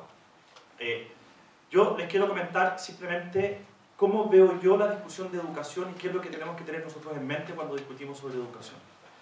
Y si tú me das 3 minutos, yo quiero contar una historia que Fernando ya ha oído, pero que ustedes no. Que es sobre una persona que ustedes no conocen, que se llama José del Carmen Valenzuela. ¿Le suena el nombre? ¿Sí? Un poco antiguo. Un poco antiguo. José del Carmen Valenzuela era un campesino, alcohólico, analfabeto, de la 8ª región, que es conocido hoy en día como el Chacal de Nahuel Toro. Y ustedes saben lo que... Hay alguien que dijo, sí, a ver si se acuerdan después.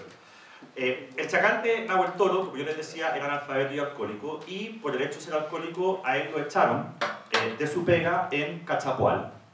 Y él quería ir a buscar pega a un lugar que se llamaba Coihueco. Y se dirigió hacia Coihueco, en la 8ª región, y paró en un lugar llamado Nahuel Toro. En Nahuel Toro conoció a una viuda cocinera de una hacienda que se llamaba Rosa Rivas, que, como les digo, era viuda y tenía 5 pequeños hijos. Se enamoraron y se fueron a vivir juntos. El patrón de Rosa Rivas, cansado ya de las estupideces de su marido alcohólico, que generaba desorden y que aparentemente desaparecían cosas, decide echar a Rosa Rivas de la pega. Y ambos se van a vivir a un sector muy cerca de Nahuel Toro que se llama La Isla. Rosa Rivas cobraba todos los meses su pensión de viudez, porque era viuda. Y un sábado, un 20 de agosto, Rosa Rivas, por razones burocráticas de papeleo, no pudo cobrar la pensión que tenía que cobrar. Volvió a su casa y el chacal le dice, bueno, hay una pensión, no la puede cobrar por razones administrativas, y él, frustradísimo por no contar con plata para poder seguir tomando, tomó una guadaña, que es este elemento con el que se personifica la muerte, y la asesina. Y luego asesina a cada uno de los 5 niños, uno a uno. No está muy claro cómo los mató. Se sabe que a una de las niñas las estranguló con sus propias manos, y que a la guagua más pequeña, la que tenía 7 meses, la mató pisoteándola en el suelo. Luego cubrió los 6 cuerpos con piedras y se dio a la fuga. Para el 16 o 17 de septiembre, en una ramada, el medio curado, como siempre, hace afán de esta cuestión que había hecho, y las personas lo denuncian. Inmediatamente la policía lo apresa y se lo llevan a la cárcel de Chillán. Después de 32 meses preso, el chacal de Nahuel Toro es condenado a muerte. Y se generó toda una polémica en el país respecto a si el chacal debía ser o no fusilado. Y la razón es muy simple, porque él en la cárcel conoció a un sacerdote católico que se llamaba Eloy Parra. Eloy Parra tomó al chacal y decidió reformarlo. El chacal, que era alcohólico, que era analfabeto, que era un hombre que la verdad no le aportaba nada a la sociedad, se transformó en una persona que sabía leer, que aprendió un oficio a construir guitarras, que se arrepintió de los crímenes que había hecho y que se convirtió a la fe católica. Y entonces se generó en el país una especie de discusión acerca de si se justificaba o no fusilar a una persona que había sido rehabilitada. ¿Cuál es la lógica de eso? Se le pide el indulto al presidente Alessandri, el presidente Alessandri lo consulta con la Corte Suprema y la Corte Suprema determina que, o no determina, aconseja que no se indulte al chacal de Nahuel Toro y el chacal es fusilado. Una mañana, 7:20 de la mañana, despiertan al chacal, lo engrillan, le ponen una venda en los ojos, 2 guardias lo conducen hacia el patio donde lo iban a fusilar. El chacal, bañado, limpio, peinado, en paz, camina, mientras Eloy Parra caminaba detrás de él, orando en voz alta. Lo ponen en la pila de fusilamiento, le ponen otra venda, un paño blanco sobre los ojos para fusilarlo. El médico pone esta cosa roja que se pone en la solapa del chaleco, perdón, de la chaqueta, que lo pone en el corazón para que ahí apunten los fusileros, y finalmente lo fusilan. ¿Por qué les cuento esta historia? Porque durante el debate que se generó respecto a si debía o no debía fusilarse al chacal de Nahuel Toro, se le preguntó a él por qué había hecho lo que había hecho si estaba arrepentido. Y él se manda una frase que la dice textualmente, dice: es que yo nunca recibí educación de Naiden. Y su principal razón para decir que él no sabía lo que estaba haciendo había sido su precaria condición y su falta de educación. Y finalmente Eloy Parra, el sacerdote, lo que decía era: ahora que este hombre está más educado, ahora que este hombre sabe más sobre el mundo y sobre la vida y sobre los valores y sobre... es una persona más sincera, él hoy se da cuenta de lo que hizo y que está mal. Él hoy tiene conciencia de sus actos. La educación es para hacer hombres libres. La educación es para que nosotros, ustedes, logren sus máximas potencialidades. La capacidad que ustedes tienen para hacer cosas en el futuro es de este tamaño. Las personas que reciben una mejor educación, lo que van a poder hacer en su vida, sus opciones se achican considerablemente. Ustedes son más libres que las personas que reciben una peor educación, porque la educación es para eso, para hacer hombres y mujeres libres, para tener conocimiento de la verdad. Y esa es la educación, ese es el debate que no ha habido en el Parlamento. Hemos estado hablando acerca de si los edificios no tienen que ser del Estado o de los privados, si tiene que haber lucro o no tiene que haber lucro, sobre el copago, y no hemos estado hablando sobre calidad de verdad de educación, con salas que son, o colegios que son del siglo XIX, profesores que son del siglo XX y alumnos que son del siglo XXI. El desafío es inmenso y el debate no ha estado a la altura de lo que nosotros tenemos que hacer. Un par de cosas simplemente sobre la ley. La eliminación del copago es la cosa más absurda que yo he visto en mucho tiempo. Y una de las cosas que siempre trato de transmitir a mis alumnos en la universidad, algo que aprendí con mucha claridad cuando estudié políticas públicas en Harvard, es que finalmente gobernar se trata de priorizar. Igual que un padre de familia tiene un cierto presupuesto y tiene que priorizar qué hace por esa plata, porque no le alcanza para todo, no puede viajar y cambiar el auto todos los años y darle la mejor educación a sus hijos. La persona media no le alcanza para eso, a mí por lo menos no me alcanza para eso, y uno tiene que priorizar. ¿Qué va a hacer? Los países tienen múltiples necesidades y hay que priorizar qué hacer con la plata.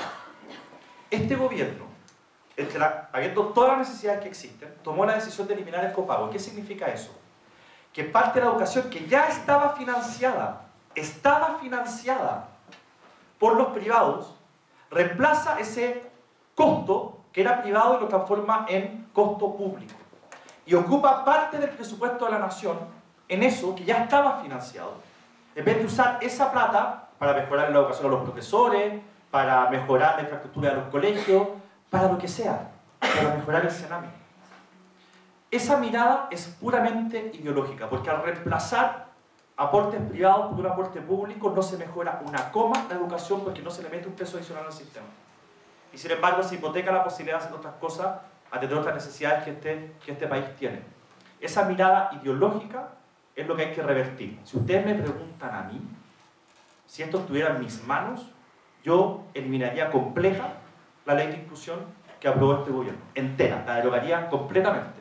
Y que contó con el entusiasta apoyo del Frente Amplio, de personas como Fernando, y con la complicidad de la democracia cristiana que se quejó y tenía sus matices y qué sé yo, pero a la hora de votar fueron extremadamente disciplinados en apoyar el proyecto del gobierno sin poder introducirle cambios mayormente significativos. Démosle a Cristóbal. Eso.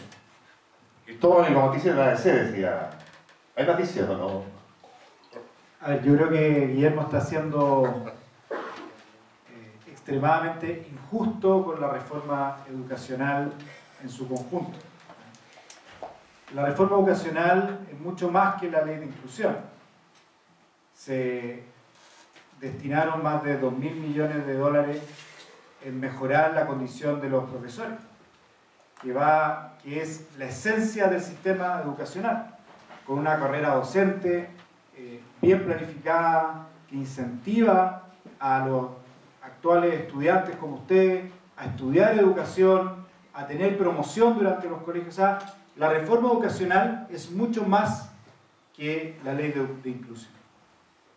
La ley de inclusión, a mi parecer, tiene objetivos que yo comparto, como por ejemplo que las instituciones que entregan educación sean instituciones sin fines de lucro, buscar una mayor integración, porque hoy día existe una tremenda segregación en nuestro país en materia educacional, y potenciar el efecto par, es decir, cuando hay alumnos de distinto acervo cultural que generalmente está asociada a la situación socioeconómica, es decir, con mayores niveles culturales por razones familiares o de distinto tipo, cuando hay un par que tiene más capital cultural, ayuda a sus pares a subir su nivel cultural y su desarrollo educacional.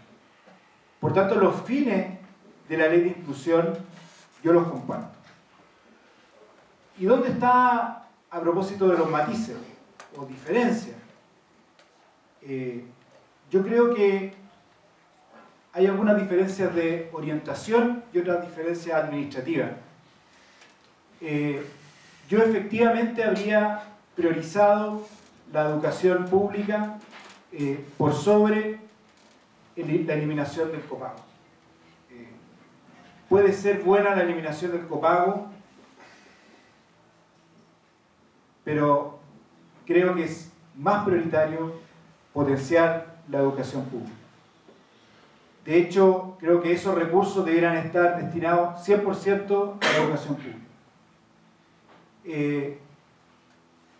La compra de infraestructura, y de hecho leí algo también de Fernando al respecto, la compra de infraestructura carece bastante de sentido, que el Estado pueda llegar a tener que comprar infraestructura de un privado sostenedor, de un colegio particular subvencionado. Creo que destinar recursos del Estado a eso no me parece tampoco una prioridad. Y sobre todo, creo yo, donde está mi mayor cuestionamiento, y creo que donde hay que estar atento a la implementación de la ley de inclusión, es en la libertad de los padres de poder elegir los establecimientos a los cuales llevan a su hijo y de los establecimientos educacionales a poder llevar adelante su proyecto educativo. ¿Por qué? Porque se podrá decir que la ley garantiza ambas cosas, pero en la implementación y en los detalles es donde se juegan muchas veces los grandes temas. La tómbola que hoy día se está implementando le da limitadas alternativas a los padres para poder elegir dónde van a llevar a su hijo. Es decir, si es que en el colegio las opciones que eligieron no quedan, van a quedar azarosamente en otro establecimiento educacional. Es decir, inhibe, limita, restringe la posibilidad de los padres de elegir a qué colegio quieren llevar a su hijo. Y la libertad de los establecimientos educacionales de que efectivamente las familias compartan el proyecto educativo al cual están ingresando los estudiantes. Yo creo que hay bienes públicos superiores, sin duda, pero creo que una de las características del sistema, una característica importante que tiene que prevalecer en el sistema educacional chileno es que exista una diversidad de alternativas educacionales a las cuales adhieran las familias que ingresan a esos colegios. Y que al mismo tiempo las familias no se vean restringidas de poder optar a un determinado establecimiento educacional simplemente porque una tómbola los llevó a otro lugar. Con esas prevenciones, yo creo que la reforma educacional que está implementando el gobierno es mucho más que la ley de inclusión. Hay que avanzar en mejoras de infraestructura, sin duda. Hay que avanzar, por ejemplo, también así como el efecto PARE, un efecto muy potente, también la dupla de profesores por aula también tiene un tremendo, o la cantidad de alumnos por profesor tiene un tremendo impacto. Entonces, cuando decimos qué son los factores que mayores determinan la calidad de la educación, es donde nosotros tenemos que ver cuáles son esos factores y ahí destinar los recursos. Así que yo creo que, Guillermo, mi diferencia contigo, que es importante, es decir, acá creo que el esfuerzo que ha hecho el gobierno por mejorar las condiciones de la educación pública son gigantescas.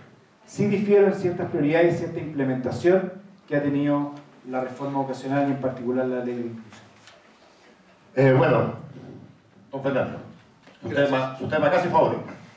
Yo creo que la ley de inclusión es la ley más importante que se ha dictado en los últimos 30 años en Chile. Y quiero ilustrar esto, explicar por qué, y explicar por qué además permite mucho más claridad que lo habitual en muchas de las discusiones que normalmente hay.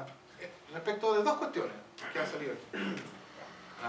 La primera es sobre la dimensión, digámoslo así, inmobiliaria de la ley de inclusión, y la segunda es sobre lo que se ha llamado la tómbola. Sobre la dimensión inmobiliaria, ¿no? La historia es de imagínese usted una persona con los ojos vendados que está abrazada a un elefante y le preguntan ¿cómo es el elefante? Y la persona responde es cilíndrico y gordo. ¿Por qué? Claro, porque está abrazado a la pierna del elefante. Y entonces, claro, tiene una representación completamente distorsionada de cómo es un elefante. Yo creo que cuando uno dice, mire, la ley de inclusión tiene esta cuestión inmobiliaria, lo deja ahí nomás y dice, mire qué absurdo que estemos discutiendo sobre la propiedad de los establecimientos, yo creo que está uno haciendo un flaco servicio a que podamos tener una discusión razonable sobre el tema. Y de modo que aparezcan los que pueden ser genuinos desacuerdos. Digámoslo así, hay un desacuerdo que es real y sobre el cual hay razones para los dos lados, que no son iguales, porque yo tengo una posición, etc. Pero en fin, hay un desacuerdo sobre si se justifica o no se justifica que la educación sea provista con fines de lucro y la ley lo permita. Esa es una. Pero yo esperaría que pudiéramos discutir estas cosas distinguiendo otra parte. Si se ha decidido que la ley va a excluir la provisión con fines de lucro, el legislador que dicta una ley de ese tipo tiene que hacerse cargo de dictar una ley con seriedad, es decir, una ley que puede ser eficaz y que se hace cargo de la experiencia que ya tenemos. Es decir, no puede, el deber mínimo del legislador es cuidar que la ley que dicta no haga el ridículo, ¿no? Y si ya tenemos la experiencia de qué pasó con las sociedades inmobiliarias en el caso de las universidades, dictar una ley que excluye el lucro y simplemente ignorar la posibilidad de que haya manejos inmobiliarios que permitan totalmente burlar esa prohibición.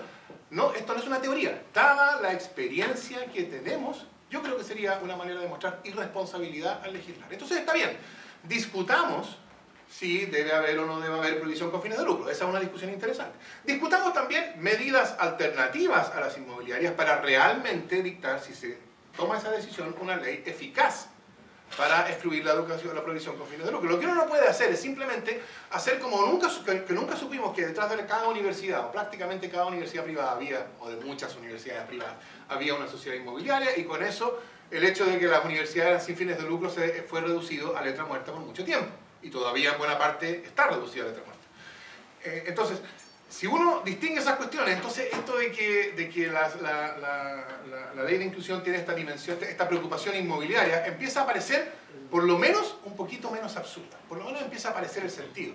Y quien dice, eso debería ser cambiada esa regla, yo creo que entonces tiene la carga de decir, bueno, ¿cómo se evita que la ley sea burlada y entonces el legislador haga otra vez el ridículo? Que es lo que habitualmente ha pasado. El legislador que dictó la ley original de financiamiento de campañas, por ejemplo, hizo el ridículo. Porque dictó una ley sin facultad de fiscalización, sin sanciones, ¿y qué pasó? Todo siguió igual, con ignorancia total de lo que pasaba la ley. Y yo creo que hay una responsabilidad.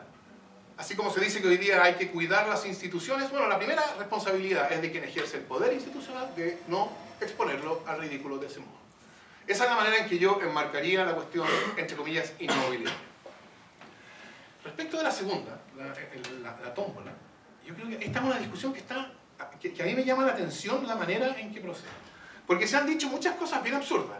No se ha dicho aquí, pero lo ha dicho el compañero de lista del partido de Guillermo, porque yo lo vi en un video de él, que decía, es culpa de la ley de inclusión que haya colas en las noches frente a algunos establecimientos.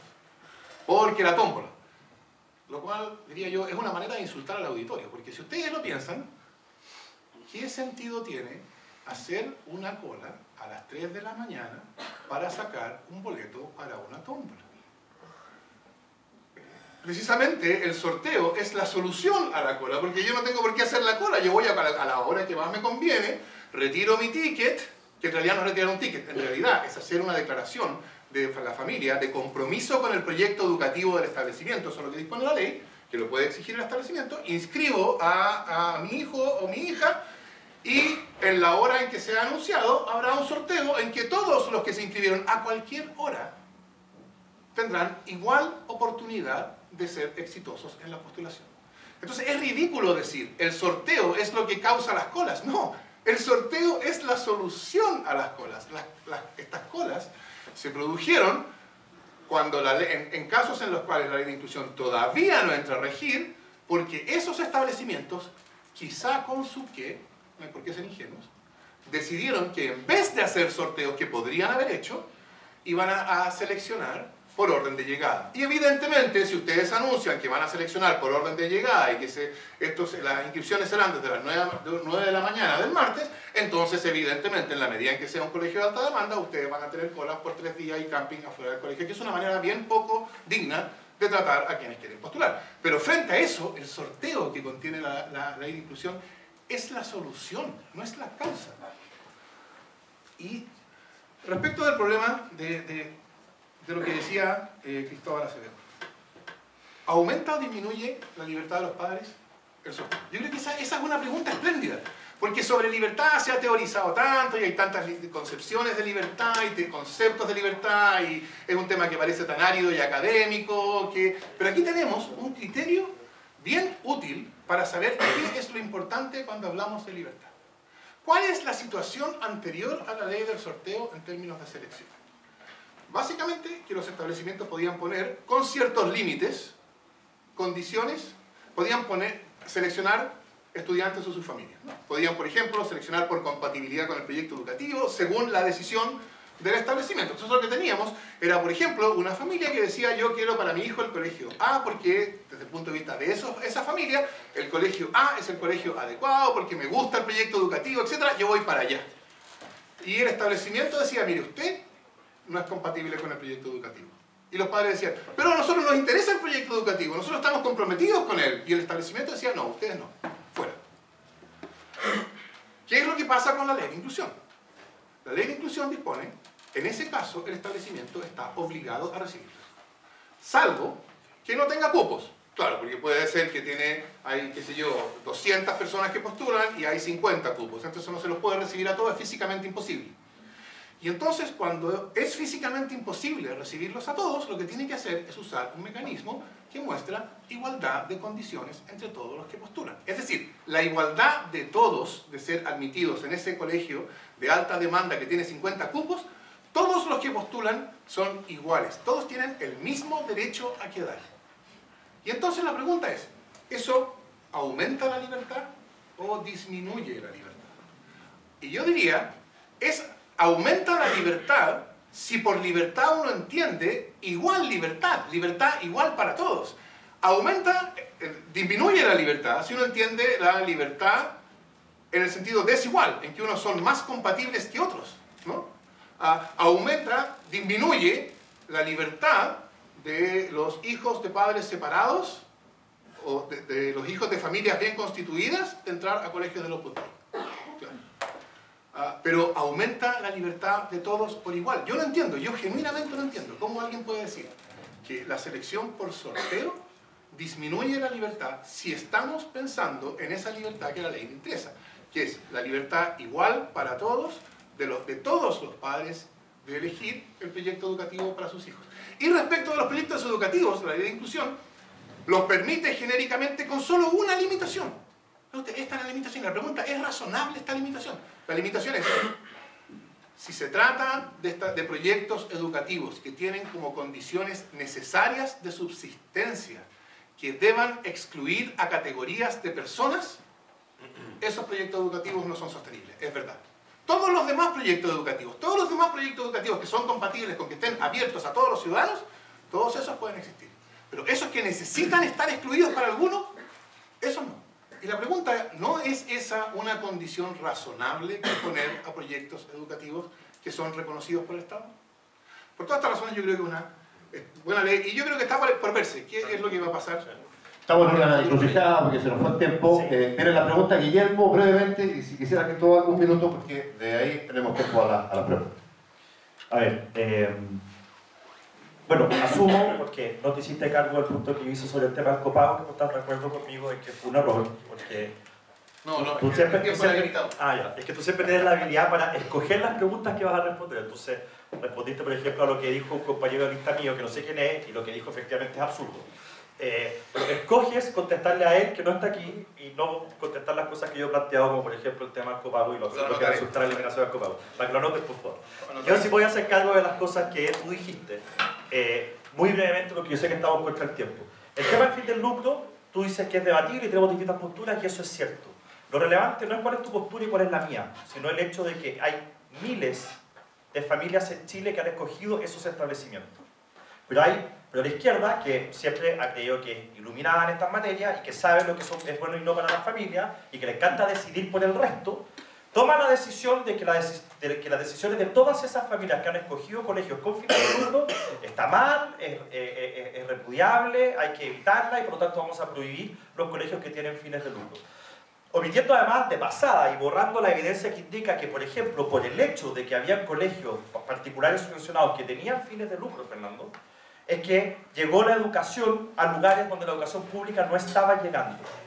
y que finalmente el tema de la cobertura en este país, en que muchos niños no podían ir al colegio, hoy día pueden hacerlo porque justamente hubo personas que decidieron poner colegios allí donde había mucha demanda y no había oferta, pusieron el colegio con fines de lucro y entregaron una solución. El problema de cobertura en Chile, Fernando, se solucionó gracias a que se permitían los colegios con fines de lucro. Y eso ha sido completamente olvidado y ha sido completamente omitido.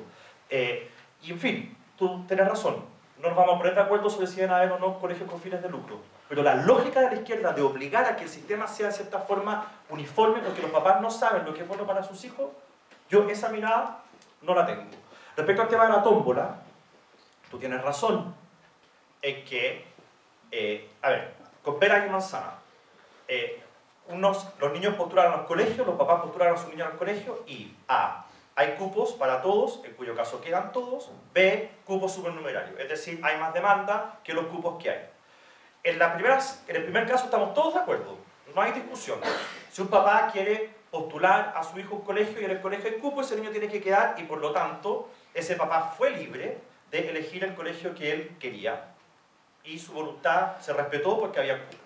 La pregunta es cómo solucionamos el caso en que hay más demanda que cupos y la izquierda lo que ha propuesto es una tómbola, que se me parece absurda, y lo que hemos propuesto nosotros es que en ese caso, y solo en ese caso, sea el colegio el que pueda discernir. En parte porque nosotros no desconfiamos de los colegios, no creemos que los colegios son tontos que van a elegir mal, sino porque creemos que efectivamente las decisiones de las personas suelen ser acertadas y que eso es más justo que la tómbola. Y yo he puesto este ejemplo muchas veces cuando he debatido con Fernando en la radio. Puede haber el caso, por ejemplo, Colegio Adventista de Las Condes, que está por aquí cerca, ustedes lo conocen. Puede ser que al colegio le esté yendo bien y que postulen muchos niños y que finalmente no haya cupos para todos y el colegio tiene que elegir entre los alumnos. A mí me parece legítimo que el colegio prefiera a la familia que va todos los domingos o sábados, no tengo idea cuándo es el servicio, a la iglesia adventista y que comparte los principios adventistas y que lee los textos adventistas por sobre el que eligió el colegio porque le quedaba simplemente al lado de la casa. Me parece legítimo, me parece que se protege el proyecto educativo. Y como yo, a diferencia de la izquierda, creo en la diversidad de proyectos educativos y que eso enriquece a la sociedad, yo estoy por proteger eso. Y por lo mismo creo que la tómbola es una mala solución. Es una solución que no solamente no respeta la voluntad de los padres, porque pueden quedar o no, sino que limita además la capacidad de los colegios de mantener vivo su proyecto educativo. Así que ese es mi tema sobre el copago, el lucro y la selección. Y simplemente para aclarar, Cristóbal, que no va a hacer uso del micrófono, dijo que ya había sido injusto porque había muchas cosas buenas, como el tema, por ejemplo, del estatuto docente. Yo lo que dije en mi primera intervención es que yo derogaría la ley de inclusión. Muchas de las otras cosas que se hicieron, como por ejemplo el tema del estatuto docente, yo no las derogaría porque creo que van encaminadas en el sentido correcto. Es la ley de inclusión, la que Fernando califica, yo sé que él lo cree, como la ley más importante de los últimos 30 años, la que a mí me parece aberrante y que hay que derogar ya. Démosle a Cristóbal para cerrar y las preguntas breves también, chicos. Sí, no, lo que yo, para referirme al tiro, lo que dice Guillermo, cuando tú hablaste de la ineptitud completa del gobierno, me parece que es parte del lenguaje que hay que erradicar en el debate político. Porque acá se han hecho cosas muy buenas, tú mismo lo acabas de decir, y uno tiene que partir por valorar lo que se ha avanzado. Esa es por lo menos mi forma de hacer política. Pero perdón, ese proyecto anterior a este gobierno.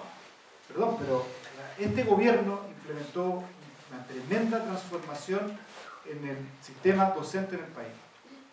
Y creo que eso hay que valorarlo. Creo que es parte del lenguaje que tenemos que usar en política, valorar las cosas que se han hecho y no descalificar. Respecto al fin de lucro de los establecimientos educacionales, yo, al igual, aquí voy a parodiar un poco a Fernando, pero no me quemaría lo bonzo por eliminar el lucro, ni me encadenaría en ningún lugar. Pero sí creo que es mejor que los proyectos educativos sean sin fines de lucro. Lo que creo que es muy complejo el entramado que hay que hacer para lograr que proyectos educativos que actualmente tienen fines de lucro pasen a no tener fines de lucro. Y que involucra además recursos del Estado que eventualmente se podrían haber usado en otras materias. Y una última cosa, que no lo ha dicho ni Fernando ni Guillermo, pero que creo que tenemos que ser súper harto cuidado. Los tres que estamos acá, entiendo yo, tenemos a nuestros hijos en colegios particulares. Y creo que parte del debate, como se dio en la reforma educacional, fue casi decirle a la clase media, a los sectores bajos, de menores ingresos, que eran unos elitistas por elegir tales o cuales colegios de su hijo. En circunstancias que prácticamente quienes participaban en el debate político tenían ni siquiera a su hijo en particulares subvencionados, o tenemos, sino que incluso en colegios particulares. Entonces, cuando abordamos el debate político respecto de la reforma educacional, no podemos descalificar por lo menos las opciones presentes que han tomado las personas al momento de elegir la educación de su hijo. Porque efectivamente muchas personas viven para darle educación a sus hijos. Si uno pregunta a muchísimas personas, ¿por qué trabaja usted? Para darle una buena educación a mis hijos. Entonces, yo lo que invito más allá del tecnicismo de la reforma educacional es también a cuidar el lenguaje, de lo que se ha avanzado y de las opciones que toman las familias para educar a su hijo. Vale, yo sé que Guillermo y Fernando quisieran, pero chicos, hacemos ronda de preguntas, ojalá breve, y ojalá los panelistas también de respuesta breve, porque estamos en el tiempo. ¿Quién va a partir con preguntas? Señor, ¿usted reparte el micrófono?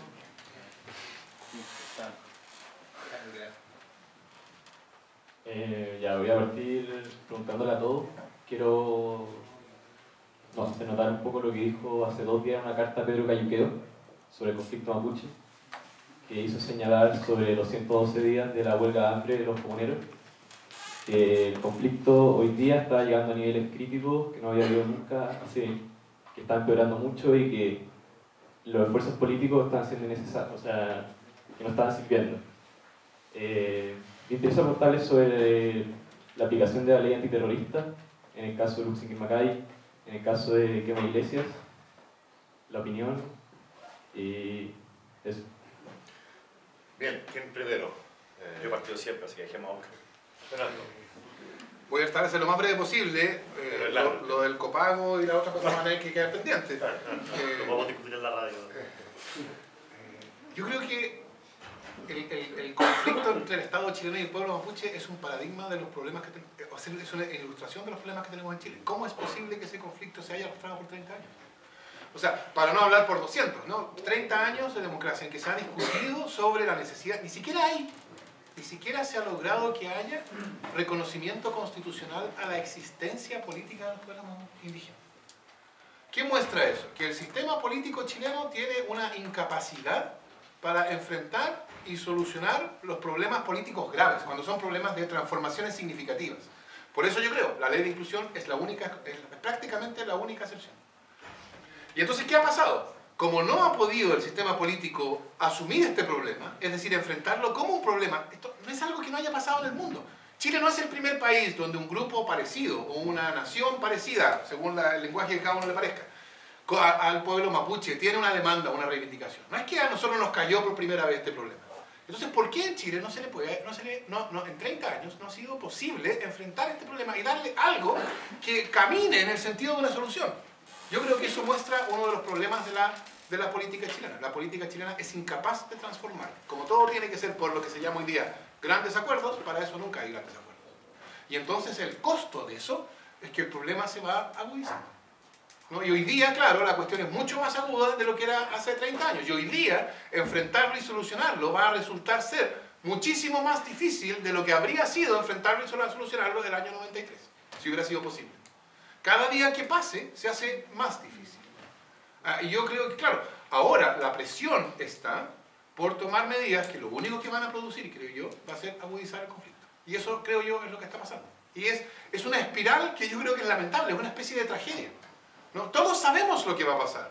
Todos sabemos lo que la invocación de la ley antiterrorista va a producir mayor represión, va a producir mayor agudización del conflicto, va a producir mayor criminalización del pueblo mapuche, etc. Todo eso se sabe que va a pasar. Va a pasar y cuando pase diremos, oh, el conflicto ha escalado, entonces más ley antiterrorista y así sucesivamente, quién sabe hasta qué punto. Cristóbal, no tenemos micrófono, fue secuestrado el micrófono. Yo me pregunto si alguna de las medidas que pudiéramos tomar erradicaría la violencia de ciertos grupos que han optado por esa vía. Es decir, si reconocemos constitucionalmente al pueblo mapuche o a las distintas etnias que existen en Chile, ¿erradicaríamos la violencia? Yo creo que no, y estoy de acuerdo con hacerlo. Si es que no se invoca o la ley de seguridad interior del Estado o la ley antiterrorista, ¿se va a erradicar la violencia? Yo creo que no. Si se compran más tierras, ¿se va a erradicar la violencia? Yo creo que no. Porque acá la violencia que existe es de un grupo que no necesariamente tiene que ver con la nación o el pueblo mapuche. Son grupos violentos a los que hay que darle el tratamiento de grupos violentos, que son el uso legítimo de la fuerza del Estado para poder combatir a quienes creen que están por sobre la ley, que creen que pueden matar a una familia, asesinarla y calcinarla, con tal de poder imponer una agenda o de imponer un objetivo o quién sabe qué. Por tanto, compartiendo gran parte de la agenda que hay detrás de lo que se le llama el conflicto mapuche, creo que el tratamiento de la violencia es un tratamiento completamente paralelo.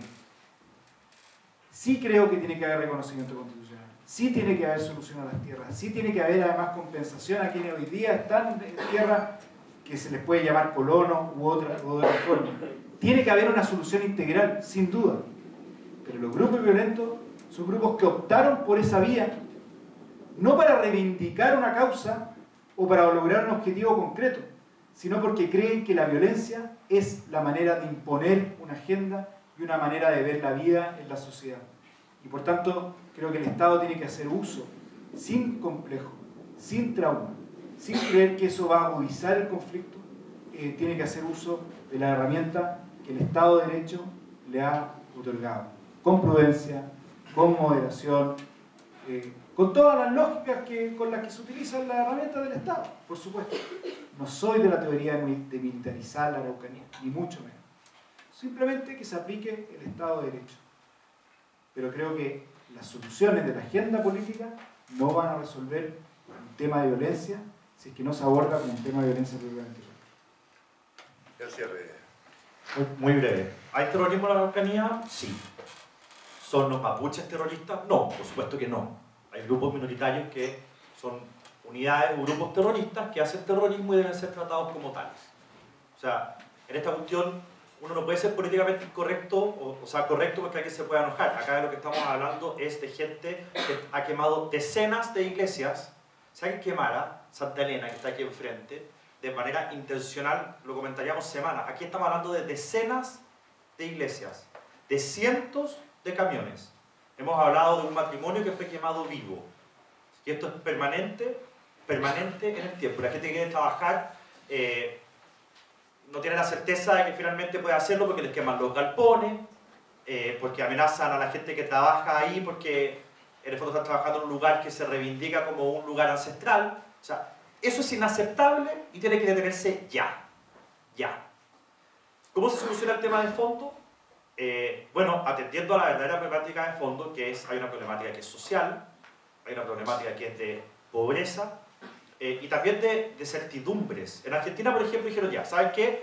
Hay plazo, voy a inventar el plazo, hasta el 31 de diciembre de 2018 para que todos aquellos que se consideran de algún tipo de etnia y tengan cómo demostrarlo, vengan y lo hagan y después de 2018 se acabó. O sea, esta cuestión de que siguen apareciendo a conveniencia en algunos lugares personas que se dicen que tienen un cierto origen y no lo tienen, perjudicando a quienes de verdad lo tienen, esa cuestión tiene que parar.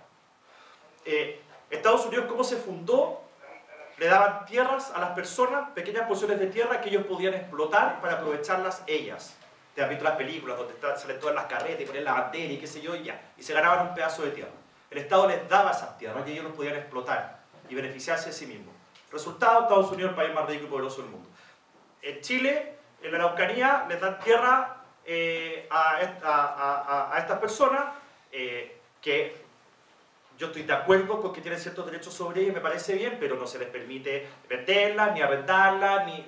Entonces, bueno, el resultado hoy día de la Araucanía, entre otras muchas otras políticas mal implementadas, es la región más pobre de Chile. Entonces, hemos hecho mal las cosas y se pueden arreglar. Y yo creo que hay que ponerse a trabajar esta materia en serio. Yo aquí sí creo que tiene que haber una política de Estado en la que vamos a ponernos de acuerdo sobre qué cosas hay que hacer. No creo que sea tan difícil en materia de desarrollo. En lo que no nos vamos a poner de acuerdo probablemente nunca con la izquierda es que ellos se niegan a llamar terrorismo al terrorismo y se niegan a aplicar mano dura a quienes al final están en cierta forma perjudicando a la noble causa mapuche. A las personas que quieren conversar y sentarse y ser razonables y buscar una salida, a ellos los perjudican. Y esa cuestión nosotros tampoco podemos permitirla.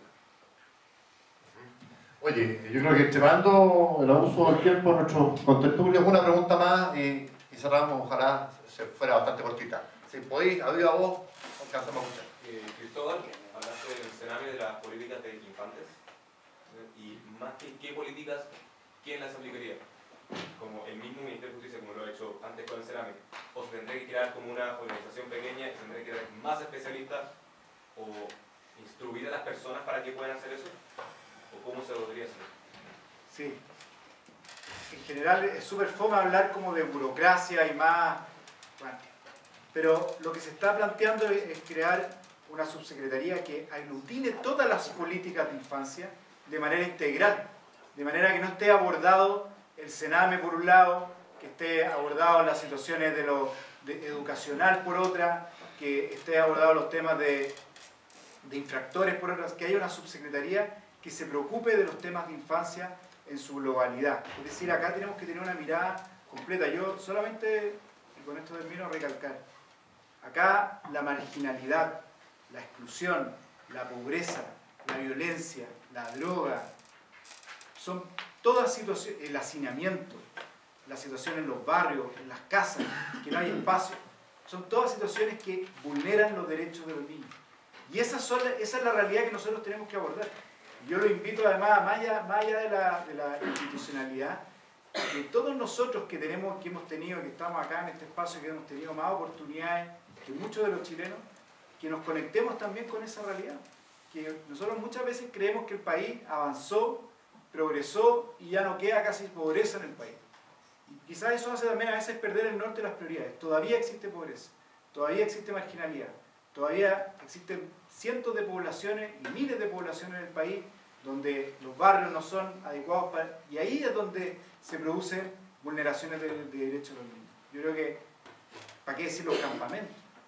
La situación de los campamentos. Entonces, ¿para qué decir la situación en la que viven hoy día muchos inmigrantes que llegan a nuestro país? Ahí es donde nosotros tenemos que atacar desde el inicio, antes de que se produzca la infracción de los derechos de los niños, tenemos que atacar la marginalidad que muchas veces genera condiciones para la vulneración de los derechos de los menores. Listo. Yo me imagino, Guillermo o Fernando, si se quedaron con algo, decirlo ahora o estamos. Guillermo, ¿estamos? Estamos. Preguntar feliz, estamos.